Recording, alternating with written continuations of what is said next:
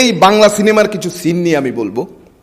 একটা একদম common scene, তোর মনে পড়ে 20 বছর আগে তুই আমার বাবাকে মেরেছিস, মাকে মেরেছিস, বোনকে মেরেছিস, ছোট বাচ্চাকে মেরেছিস। আমার কথা একটাই ভাই, তুই ছাড়া আর সবাইরে মারছে, তো কথাটা ডাইরেক্ট কইলে কি হয়?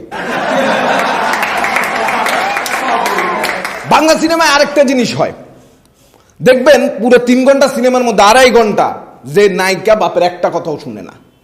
যে ভিলেনের গুলি খায়া বাপটা মরিয়া গেল, তখনই আইসা বাবা কথা বলো, বাবা কথা বলো।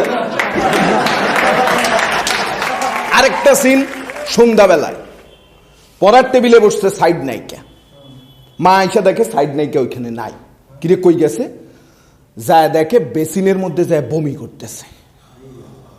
আয়সা কয় মুখ পোড়া বল, কে সর্বনাশ করেছে তোর, কি সর্বনাশ করেছে? ভাই আমি হারা জীবন এত বমি করলাম, আমি তো কোনো টের পাইলাম না। আবার দেখবেন এই যে চিকিৎসা বিজ্ঞানে একটা বিপ্লব সাধন করতে হচ্ছে বাংলা সিনেমা। দুইজনের বিয়ে হয়, বাসরাইতে নাচছে 2 জন মিলা, বাস বাচ্চা হয়ে যায় পরের দিন। আবার একটা জিনিস আমি দেখলাম ভাই, দেখবেন ঘোড়া চালায়া নায়ক জঙ্গলের পাশ দিয়ে যাচ্ছে, হঠাৎ জঙ্গল থেকে আওয়াজ আইছে বাঁচাও বাঁচাও বাঁচাও।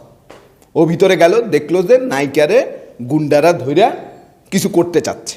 ও যা লাথি মেরা সরা উস-হাস করে মায়েরা টাইরা ওরা বাঁচাইলো, চোখে চোখ পড়লো, তারপর তাদের মধ্যে ভালোবাসা হইলো, প্রেম হইল, এরপর প্রস্তাব দিল, বিয়ে হয়ে গেল, বাসর ঘরে যা হওয়ার তা হইল। আমার একটাই প্রশ্ন ভাই, তাহলে ভিলেনের হাত থেকে বাঁচায় লাভ হইল কি?